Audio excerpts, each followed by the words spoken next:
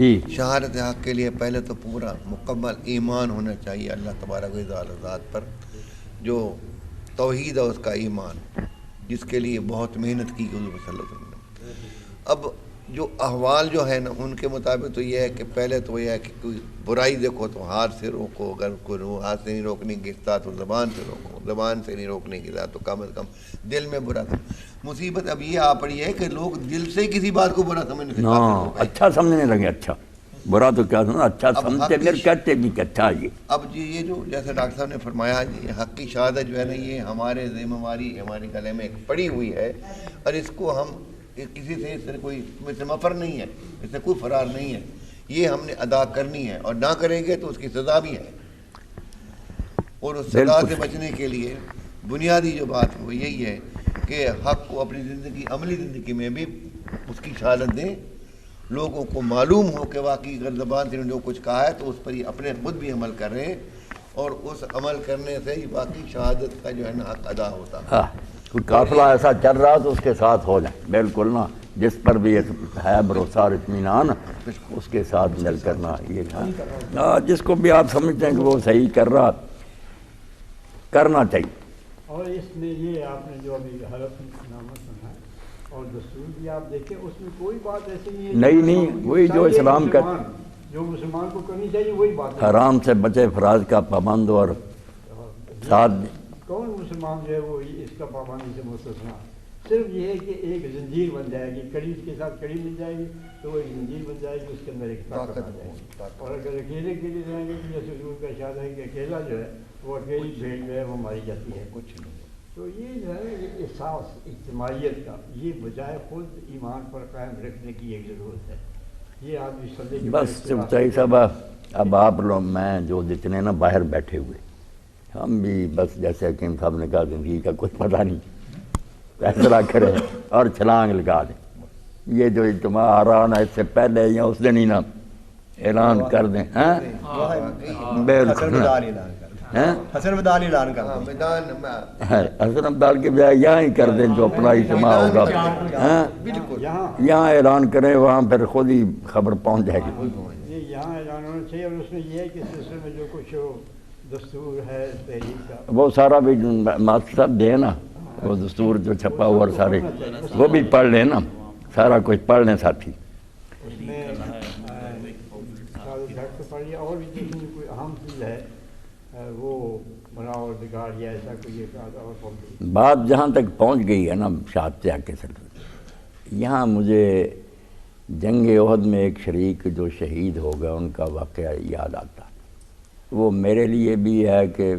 ہمت کرو، اس طرح بات بزدلی کی نہیں تھی کہ آپ لوگوں کے بھی سننے کا یہ ایسا واقعہ جس کے بارے میں حضرت ابو ہریرہ رضی اللہ تعالیٰ عنہ لوگوں سے جب پوچھتے تھے کہ وہ شخص بتاؤ جس نے اللہ کو ایک سجدہ نہیں کیا اور جنت میں چلا گیا،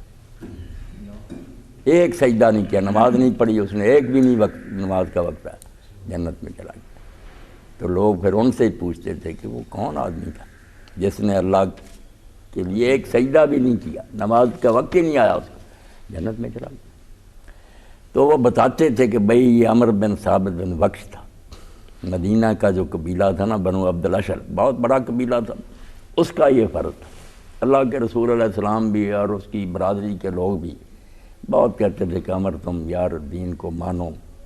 اسلام سچا ہے، اس کا ساتھ دو۔ بس وہ کہتا ہاں غور کروں گا۔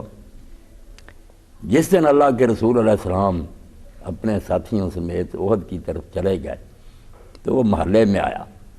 وقت کی بات ہوتی ہے، زندگی میں آتے لمحے گزر جاتے ہیں،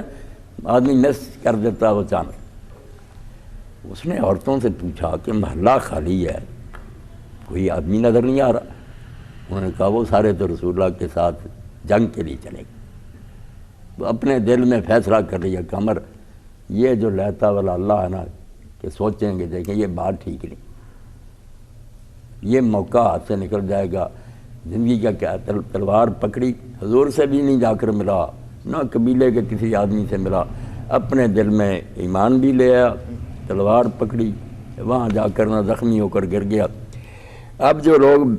گرے پڑے تھے، حضور علیہ السلام نے کہا ساتھیوں سے کہ دیکھو کوئی زندہ ہے تو اس کی خبر لو، تو گئے تو رمق تھی، تھوڑی زندگی باقی تھی، وہ حیران ہوئے کہ عمر تم یہاں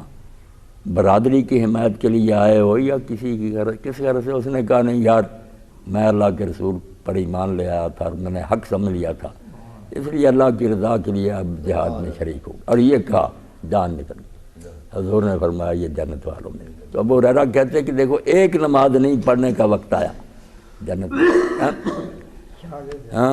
شہادت دی حق کی، جنت میں کھڑا۔ اس پر ہی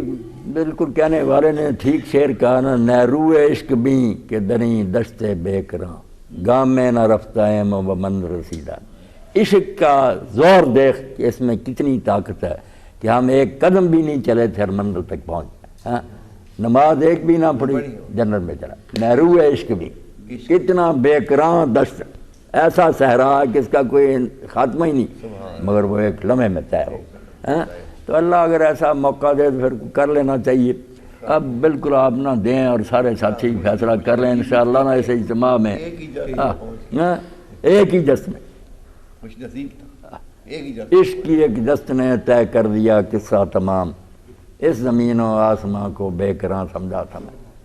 سب نے یہی باتیں کی۔